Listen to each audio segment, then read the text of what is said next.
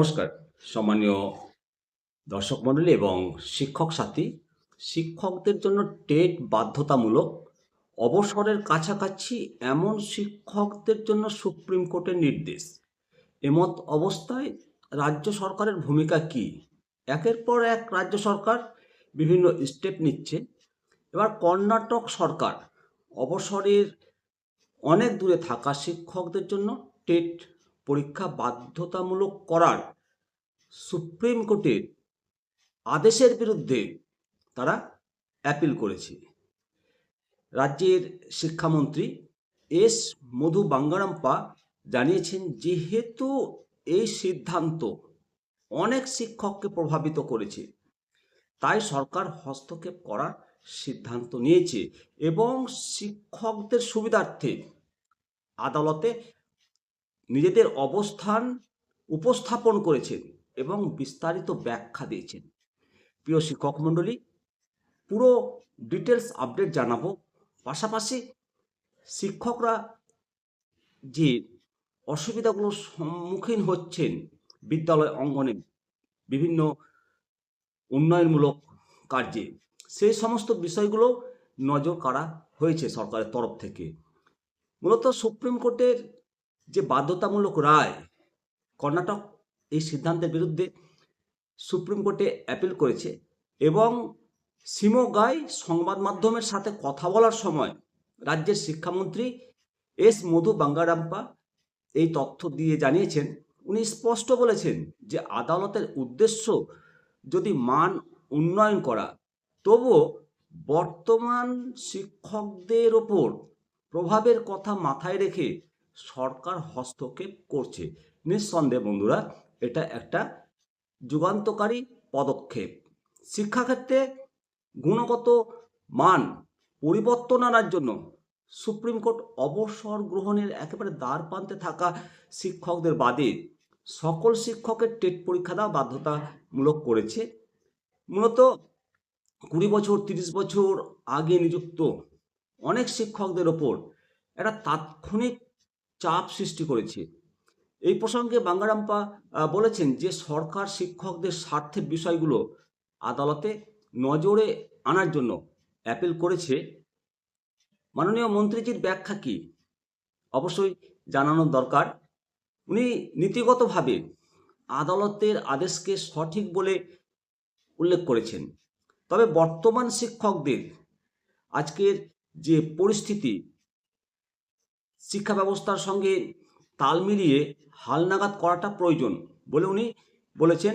এবং তিনি আরও বলেছেন যে রাজ্য সরকার আগামী 25 বছর বিবেচনা করে শিক্ষক নিয়োগ এবং নীতিমালা তারা পরিকল্পনা করেছে। উনি জোর দিয়ে বলেছেন যে শিশুদের বৌদ্ধিক স্তর বজায় রাখতে এবং উন্নত করতে সংস্কার প্রয়োজন আছে। তবে সরকারি স্কুল, সাহায্যপ্রাপ্ত স্কুল, অনুদানবিহীন স্কুলগুলোতে 100% ফলাফল অর্জনকারী স্কুলগুলোকে ওনারা পুরস্কৃত করার সিদ্ধান্ত নিয়েছে। সেরা ফলাফল অর্জনকারী স্কুলগুলোকে 25,000 টাকা পাওনা দেওয়া হবে। মন্ত্রীজি দাবি করেছেন যে শিক্ষা বিভাগের তহবিলের অভাব নেই এবং ফলাফলের উন্নতি হচ্ছে। উনি বলেন যে মুখ্যমন্ত্রীর সাহায্যপ্রাপ্ত স্কুলগুলোর জন্য 6,000 শিক্ষক নিয়োগের নির্দেশ দিয়েছেন। তিনি স্পষ্ট করেছেন যে কন্নড় মাধ্যমের স্কুলগুলোকে অনুদান প্রদানের বিষয়ে যথাযথ সিদ্ধান্ত নেওয়া হচ্ছে। কেপিএস স্কুলগুলোতেও দ্বিভাষিক মাধ্যমে বাস্তবায়িত করা এবং 6ষ্ঠ শ্রেণী থেকে শিক্ষার্থীদের তাদের পছন্দের ভাষা শেখার জন্য অনুমতি দেওয়া হবে। সরকার কেপিএস স্কুলের দ্বাদশ শ্রেণীর শিক্ষার্থীদের জন্য মিড ডে মিল সরবরাহের সিদ্ধান্ত নিয়েছেন। মন্ত্রীজি বলেছেন যে এই সিদ্ধান্ত সরকারের আর্থিক বোঝা বাড়বে, তবে শিক্ষার্থীদের ভবিষ্যতের জন্য এটি মেনে নেওয়া হবে। এর পাশাপাশি তিনি আরও বলেছেন যে শারীরিক শিক্ষা এবং সঙ্গীত শিক্ষা এর জন্য শিক্ষক নিয়োগের জন্য মুখ্যমন্ত্রীর কাছে দাবি জানানো হবে। মূলত শিক্ষক প্রশিক্ষণ, প্রণোদনা প্রকল্প এবং স্কুল স্তরে সংস্কারের উপর জোর দিয়ে টেট সম্পর্কে সরকারকে আদালতে বিষয়টি উপস্থাপন করার জন্য জোর দেওয়া হয়েছে এবং সরকার উপস্থাপন করবে। মাননীয় শিক্ষামন্ত্রী স্পষ্ট করেছেন যে সরকারের মূল লক্ষ্য শিক্ষার মান উন্নয়ন করা এবং ভারসাম্য বজায় রাখা এবং শিক্ষার্থীদের ভবিষ্যৎ গঠন করা, সুতরাং শিক্ষার স্বার্থে সমস্ত কাজ সরকার করবে। এই প্রসঙ্গে অবশ্যই আমাদের পশ্চিমবঙ্গের কথা বলতে হয়। পশ্চিমবঙ্গ সরকার রিভিউ পিটিশন করেছে, পাশাপাশি স্কুলগুলোর উন্নয়নের জন্য যে কন্টিজেন্সি টাকা বরাদ্দ করা হচ্ছে, কম্পোজিট গ্র্যান্ট যেটাকে বলা হয়, সেই টাকাটা দিনের পর দিন আমরা লক্ষ্য করছি যে বিগত কয়েক বছর থেকে কমিয়ে দেওয়া হচ্ছে।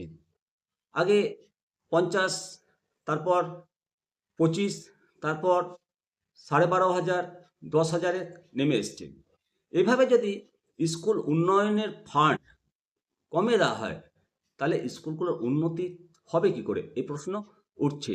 পাশাপাশি শিক্ষকদের যে সমস্ত আর্থিক সুযোগ সুবিধাগুলো সেগুলো কমে যাচ্ছে, প্রধান শিক্ষকদের আর্থিক সুযোগ সুবিধাগুলো কমিয়ে দেওয়া হয়েছে। তো এগুলো সরকারকে ভাবা উচিত। আমরা কর্ণাটক সরকারের কথা বললাম, আমরা পশ্চিমবঙ্গের সরকার যে সমস্ত সুযোগ সুবিধাগুলো দিচ্ছে প্রাথমিক শিক্ষার জন্য সেগুলো বললাম।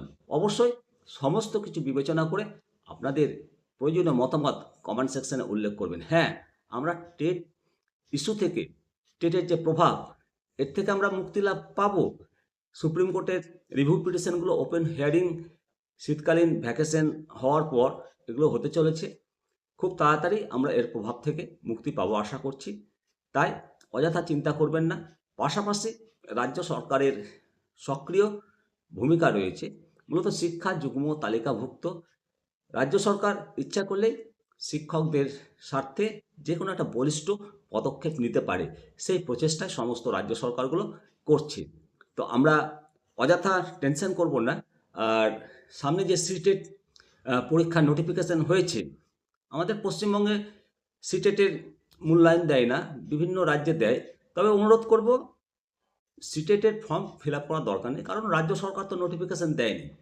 অযথা উদ্বিগ্ন হচ্ছেন, অনেকেই কমেন্ট করছেন যে সিটেটের পরীক্ষায় বসবো কিনা, সেটা আপনার ব্যক্তিগত ব্যাপার। তবে এই নোটিফিকেশন কিন্তু ইন সার্ভিসদের জন্য বাধ্যতামূলক করেনি। সুতরাং ডোন্ট ওয়ারি, বি হ্যাপি, ভালো থাকবেন। পরবর্তী টেট সংক্রান্ত আপডেট নিয়ে আবার আসবো। খবরটিকে শেয়ার করুন। জয় হিন্দ, জয় ভারত।